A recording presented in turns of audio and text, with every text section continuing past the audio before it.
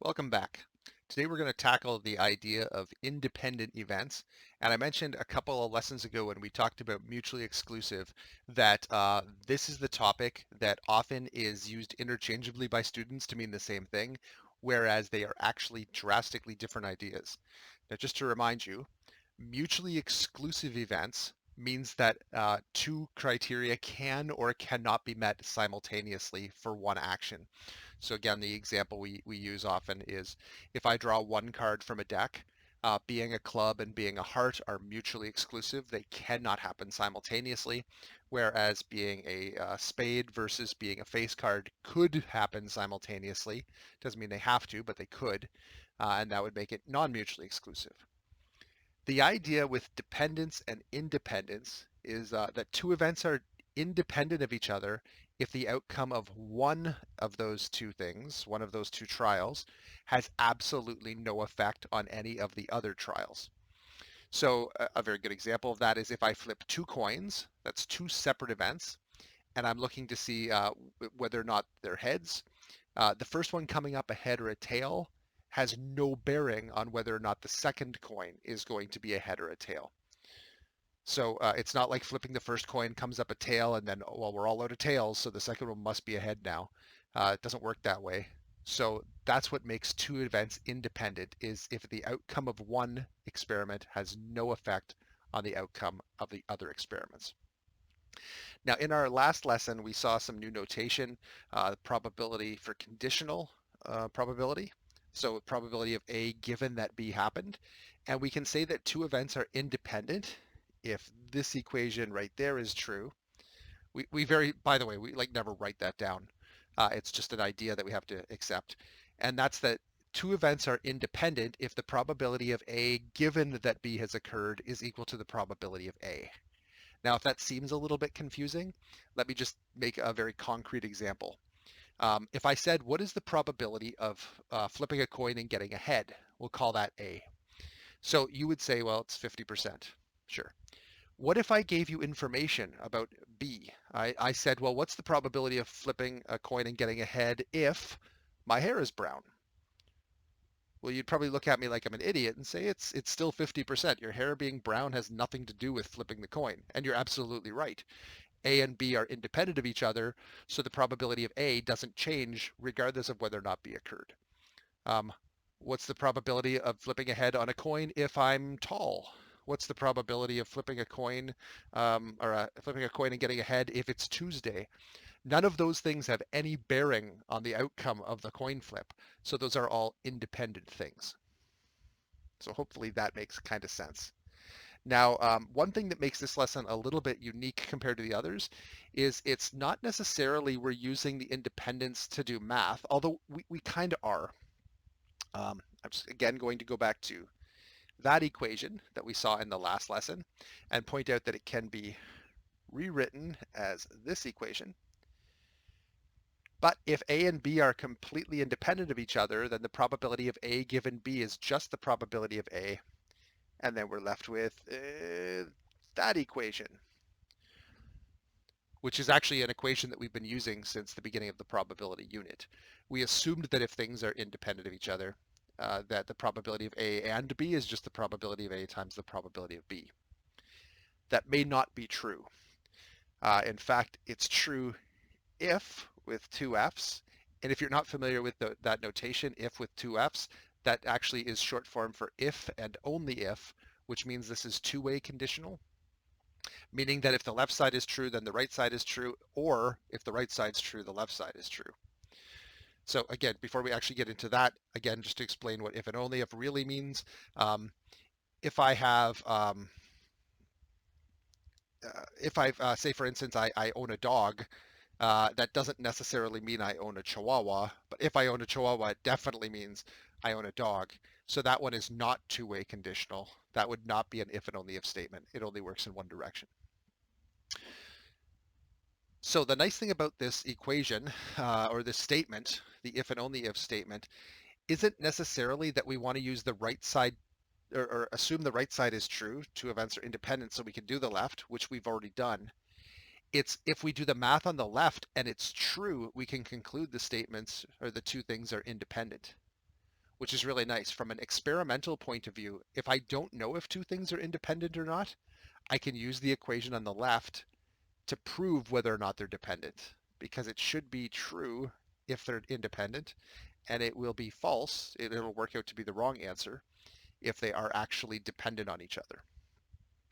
So here's an example. If 50% of the population is female and 40% of the population wears glasses, we'd expect that 50% times 40%, which is 20%, of the population will be female with glasses. So that's saying the 20% is the probability of A and B, and the 50 and 40 are the probability of A and the probability of B separately. So if I actually go out and check my population and say, okay, 20% of them actually are females with glasses, that means the left side and the right side of the equation are equal, so it's true, and that means that the two things are actually independent. If I find out that it's different, so let's say I find out that the real population of females with glasses is only 15% of the total population, we can make a couple conclusions.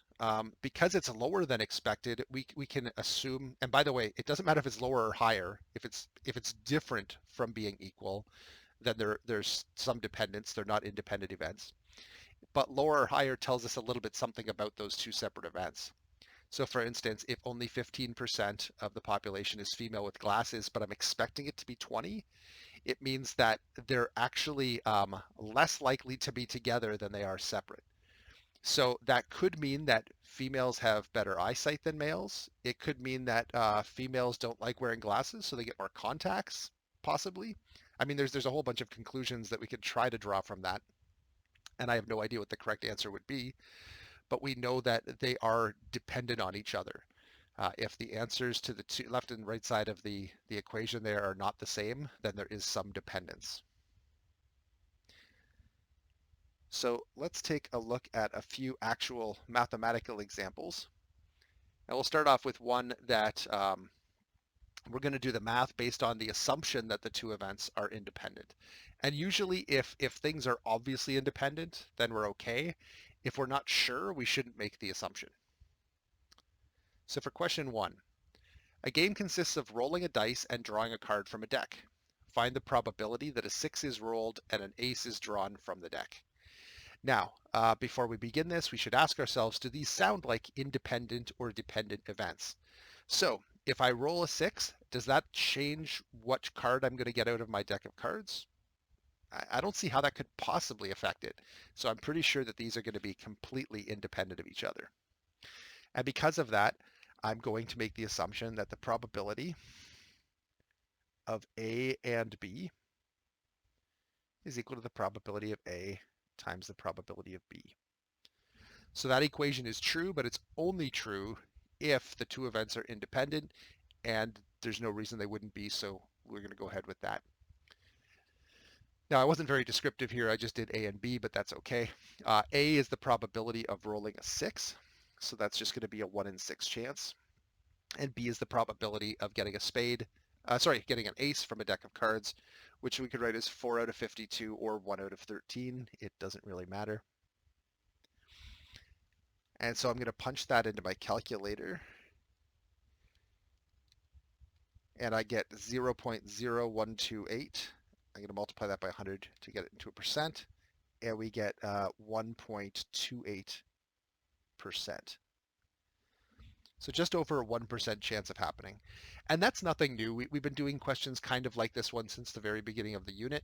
Now we're just kind of verifying that those two things are actually independent of each other before we use our equation.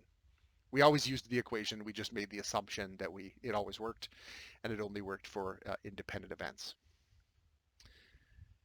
Okay, question 2. Bart figures that he has a 40% chance of passing math and that Lisa has a 90% chance. What is the probability that both will pass, both fail, or Lisa will pass, but Bart won't? And then I think finally, oh, no, we got a couple more there. Bart will pass, but Lisa won't, or at least one of them passes. So we got a whole bunch of scenarios we're going to work out here. But we have to ask ourselves, are these things dependent or independent? So Bart and Lisa walk into the classroom, sit down at their desks, and start writing a math test. Uh, is there any reason why Bart's performance would now affect Lisa's performance? Unless he's like sweating and crying and, she's looking over at him worried or something. But if they both just write it, they should not be affecting each other's grades. And because of that, we can consider these independent events. Now, this is one where, I don't know, psychologists might want to actually try it and see if it does have an effect. But I think for our purposes, we can assume that these are independent. So what is the probability that both will pass? So I'm just going to say the probability of B and L, Bart and Lisa. So I'm going to say Bart and Lisa both pass and use that notation. And that should just be equal to the probability that Bart passes times the probability that Lisa passes. And then we multiply 40% times 90% and we get 36%. Okay, so there's a 36% chance that they will both pass. What's the probability that they both fail? Now, I'm going to pull back some notation that we used quite a while ago, or at least a little while ago back in set theory. And I'm going to use B complement and L complement, which basically means Bart does not pass. That would be the complement of him passing. And Lisa does not pass. So if Bart had a 40% chance of passing, he's got a 60% chance of failing. And if Lisa had a 90% chance of passing, then she will have a 10% chance of failing. And 60% times 10% is 6%. So there's a 6% chance that both of them will fail their math test. Okay, what's the probability Lisa will pass and Bart won't?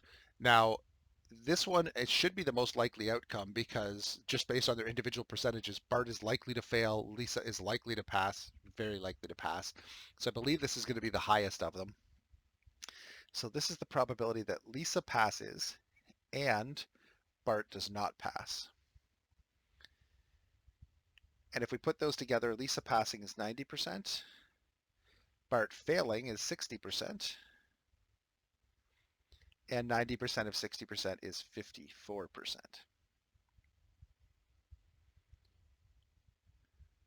All right.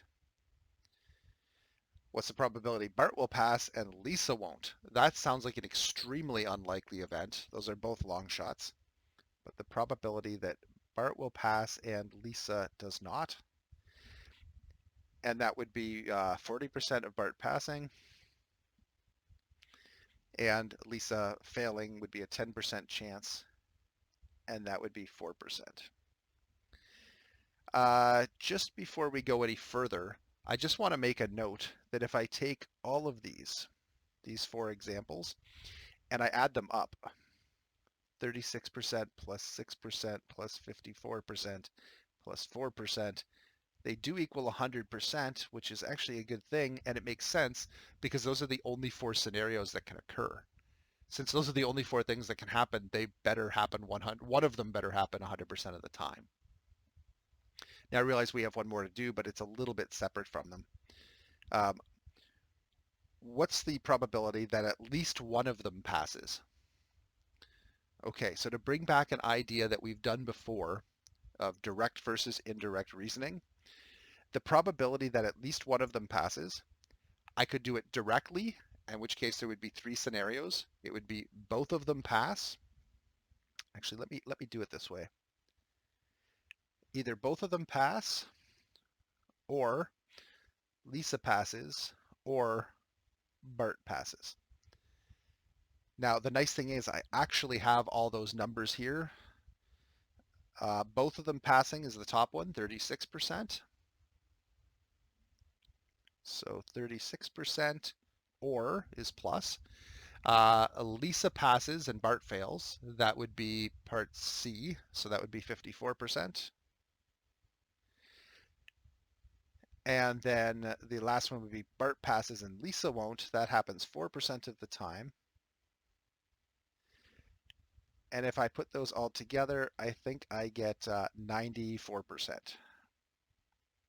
So there's a 94% that at least one of them is going to pass.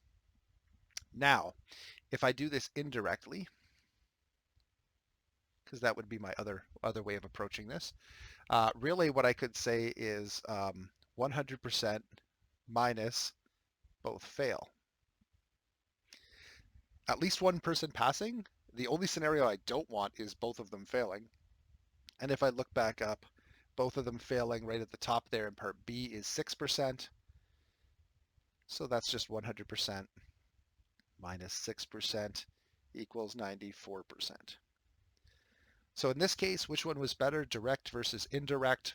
I would make an argument that indirect is slightly easier to do because technically well, I had all the different scenarios already listed, so it doesn't really matter. But if I didn't have them all listed, the direct would have been 3 calculations, the indirect would have been 1 and subtracted from 100. So I think that would be a little easier. But in the grand scheme of life, I don't think it makes much difference one way or the other. So use whichever one you want.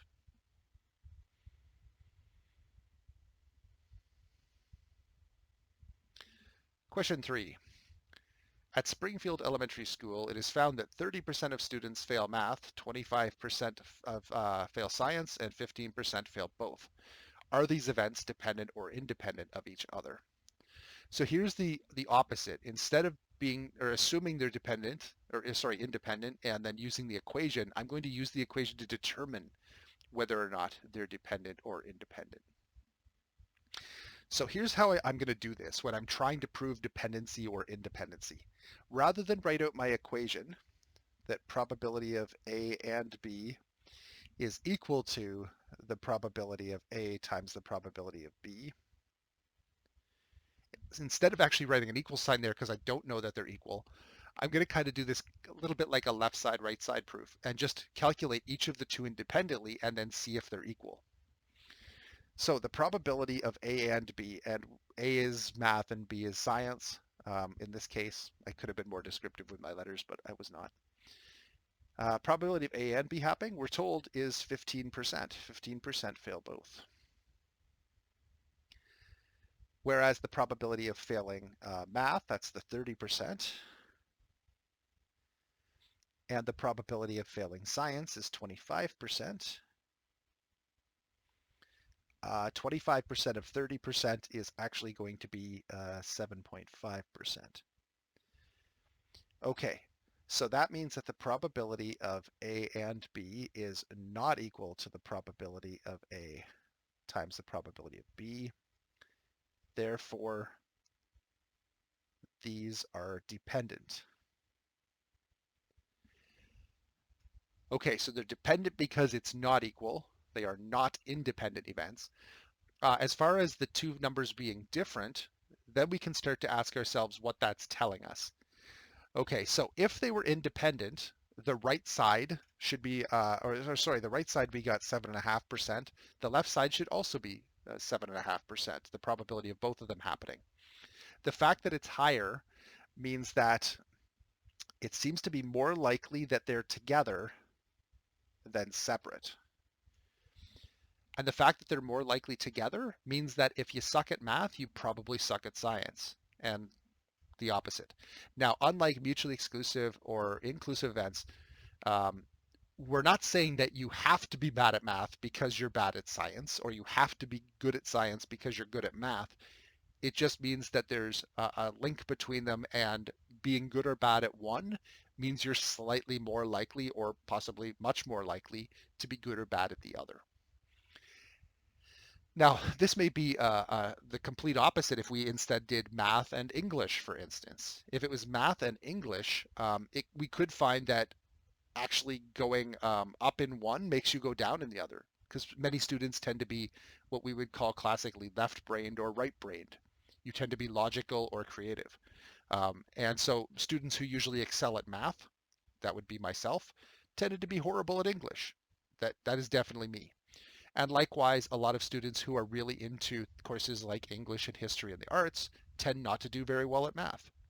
There is no rule that says they can't. There's plenty of students that do great in both, and there's plenty of students that are horrible in both. But there tends to be a little bit of a link that changes the outcome of one versus the other. Okay, we're going to do one more problem here, and I'm going to point out that this one is a classic probability problem. it's actually so classic that it gets its own name, even if it has nothing to do with birthdays. So we call this the birthday problem, but it does apply to many things other than just birthdays. So in the homework, you're going to see some questions, and hopefully you'll recognize it as being birthday problem type questions, uh, even though it has not necessarily anything to do with birthdays. So the classic question is, what is the probability that at least two students have the same birthday? And we're going to use our data management class.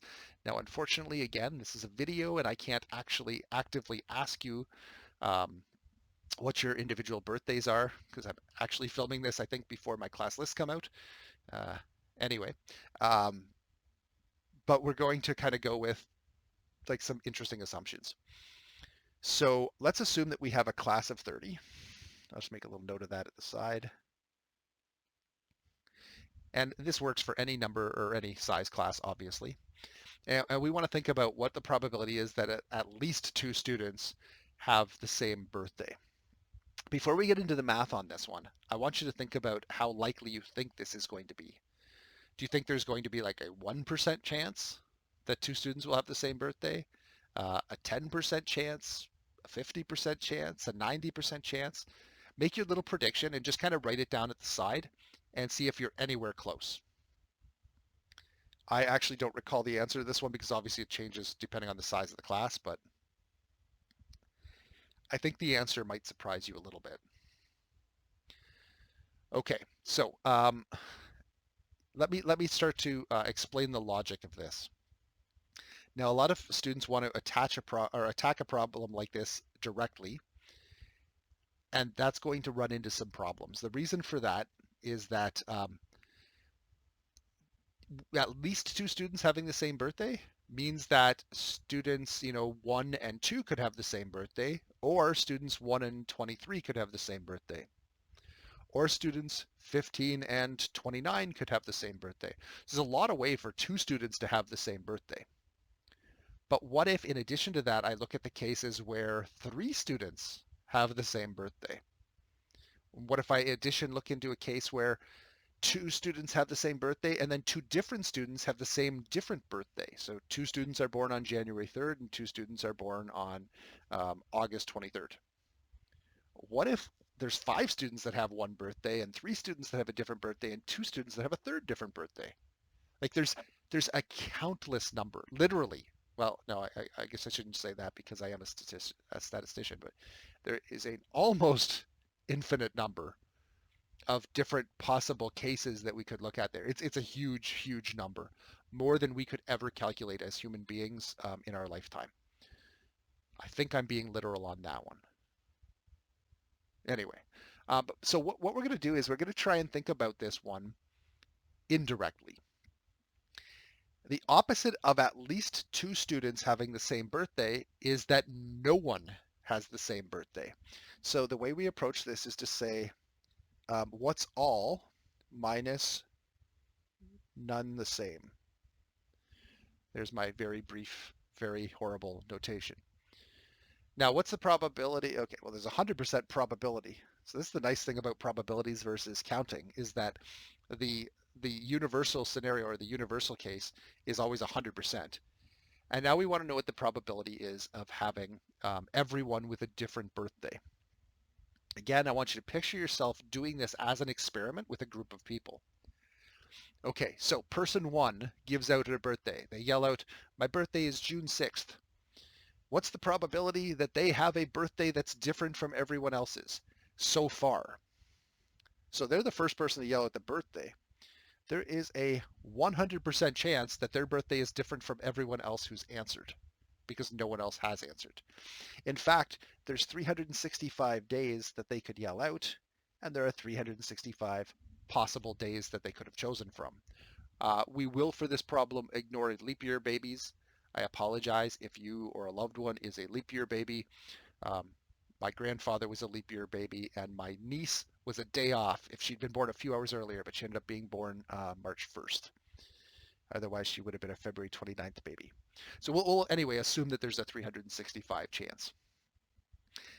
Okay, so that's the first person in the class. The second person to yell out a birthday needs a birthday that's different from the first person's. Well, how many days could they yell out that the first person doesn't match? And they have 364 possible birthdays if they're different. So there's a 364 out of a 365 chance that they'll have a different birthday from the first person. The third person can't have the same birthday as the first or second person, so that would be 363 out of 365. And then the fourth person, fifth person, etc., can't have the same birthday um, as the people before them. And I'm not going to write these all down, but I'm going to make a little notation here that's not mathematical, but just descriptive, is that there are 30 terms there. Sorry, I should say 30 factors, I guess, to be technical, since terms are separated by plus or minuses, factors are separated by multiplies. Okay, so there's 30 of those. Well, this actually is okay if we just use some notation that we've learned in this course. The top number is 365 times 364 times 363 times 362, and then there's 30 numbers like that, counting down. Well, that's just the permutation.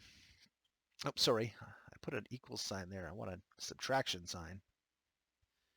Subtract the permutation of 365, pick 20. And on the bottom, I have 365 for, why did I say 20? 30. I think I did this with a smaller class last time. Taking 30 numbers, and on the bottom, there's 365 30 times.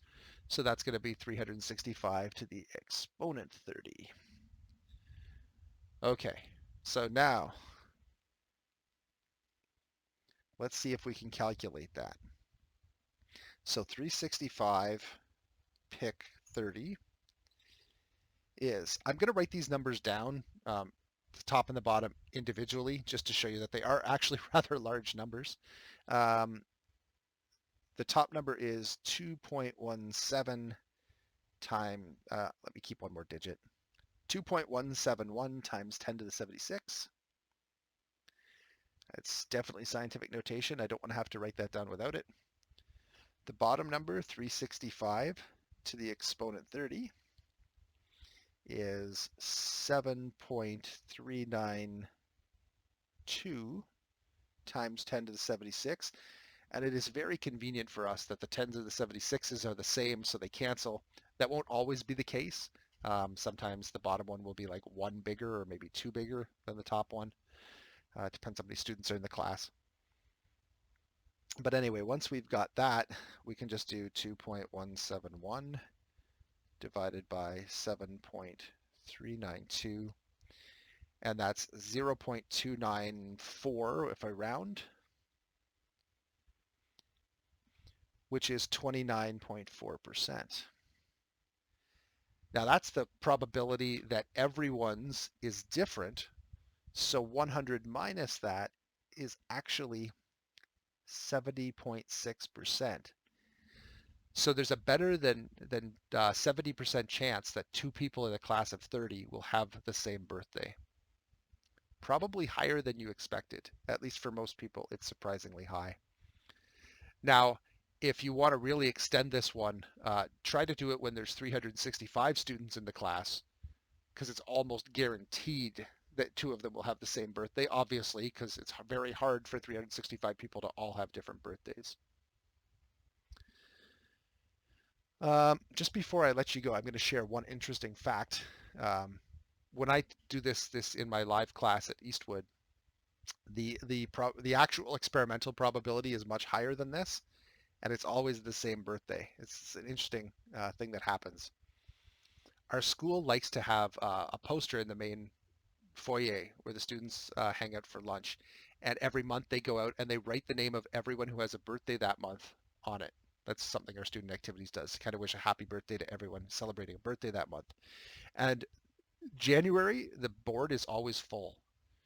And the reason for that is we have a huge number of students at Eastwood that have a birthday of January 1st. It's not a coincidence. It's not an accident. What happens is we have a very high ESL population, and it's students that come over from different countries that don't have the paperwork for an accurate birth date, so they're assigned a birth date of January 1st. And because of that, we have a disproportional number of students born on January 1st, even though they're not actually born on January 1st, but that appear to. So when we do this, it actually, especially if I do this in an ESL class, it's almost certain that 2 students have a January 1st birthday, which is a little bit different. Okay, anyway, I'm going to leave that with you.